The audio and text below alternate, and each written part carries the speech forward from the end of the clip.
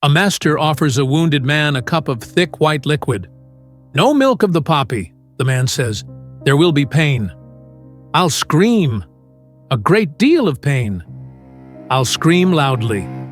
So the cup is set aside. Steel cuts flesh. Rot is carved away. And the man survives every second of it awake. That mattered.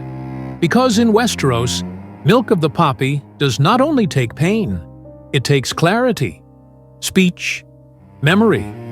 Sometimes the last words a man may ever speak. So what is milk of the poppy? Welcome to Westeros Within, where we journey into forgotten ages, hidden legends, and ancient mysteries. Milk of the poppy is the most trusted medicine in Westeros. It is a thick white liquid prepared from poppy, used by meisters to dull pain, calm the body, and bring sleep. Every great castle keeps a supply. Every trained meister knows how to brew it. When bones must be set, limbs cut away, fevers endured, or the dying eased into darkness, this is the cup that appears. And that trust is earned. Milk of the poppy relieves agony. It gives rest to the wounded. It allows healing that many people could not survive awake. But it does not only quiet pain. It clouds the mind. It slows speech. It blurs memory. It fills sleep with strange, shapeless dreams that feel less like rest than surrender. That is the exchange at the center of it. Relief in return for clarity. And in a world of plots, prophecies, and deathbed words, that can be a dangerous bargain. Again and again in the history of Westeros, milk of the poppy presents the same brutal question. Do you drink or do you endure? Robert Baratheon faced that choice as he lay dying from the boar's wound that tore him open. At first, he refused the cup.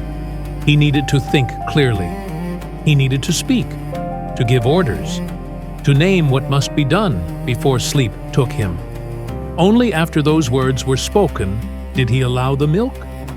Jaime Lannister faced the same choice when the flesh of his severed hand had begun to rot. Qyburn offered the cup before cutting the corruption away. Jaime refused, not because he welcomed pain, because he did not trust the man holding the knife. Sleep would have meant helplessness. So he chose suffering with open eyes over comfort in the dark.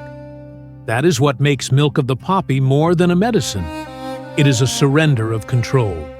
Sometimes a necessary one, but surrender all the same. And sometimes the price was far greater than a few lost hours. After the battle at Rook's Rest, King Aegon II was burned so terribly that his armor fused into his flesh. The meisters kept him under milk of the poppy for months. He slept through most of his life while others governed, advised, and fought in his name. The king still lived, but the kingdom moved around a body too clouded to rule it. Then there is King Viserys I. At the end of his life, worn down by illness and pain, he drifted in and out beneath the milk.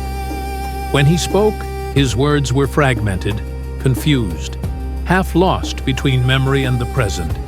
And words spoken in that haze were heard, misunderstood, and taken as meaning more than he ever intended.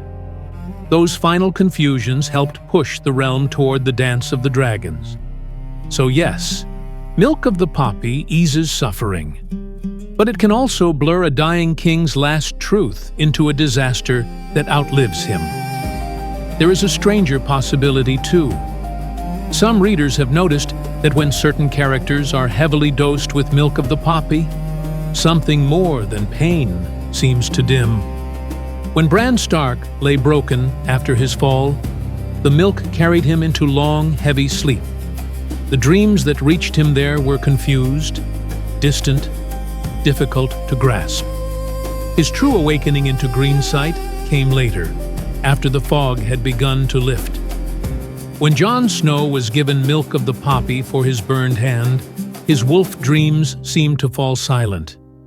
Instead of the sharpness he sometimes felt through Ghost, he had only vague and shapeless visions. That does not prove anything. but it raises an unsettling question. If milk of the poppy quiets the body and clouds the mind, could it also muffle whatever deeper currents run beneath certain people? Dreams, visions, warging, prophecy. Not enough evidence to say yes. Too much strangeness to dismiss the question entirely. And that question matters because of who controls the medicine. The Meisters stand in nearly every castle in Westeros. They tend wounds, set bones, advise lords, witness births, and wait beside deathbeds. They are healers, messengers, counselors, scholars, and they are trusted almost absolutely. That trust is usually deserved, but it also gives them extraordinary power. They decide the dose. They decide when pain must be eased and when a mind must be calmed. They stand beside kings when final orders are spoken, and beside heirs when grief makes them easy to guide.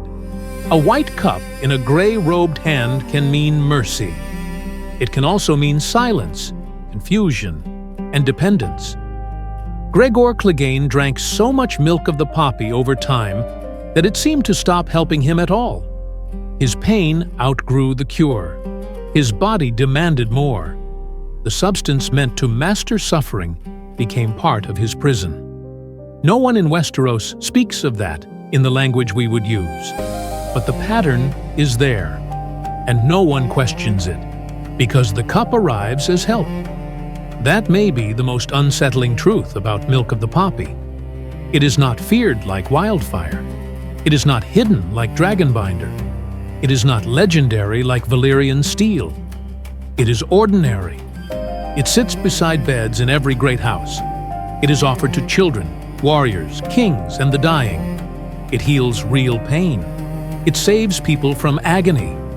None of that is false, but every time it is poured, the same exchange is made. Pain is taken. Something else is surrendered. Sometimes memory, sometimes speech. Sometimes the chance to know exactly what is being said, decided, or done, while the mind drifts under. The question was never whether milk of the poppy works. The question is what else it touches when it does.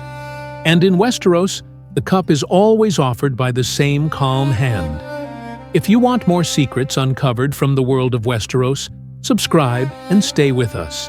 And tell me in the comments, do you think milk of the poppy is simply mercy, or something far more dangerous in the wrong hands? Westeros Within. The stories they never told you.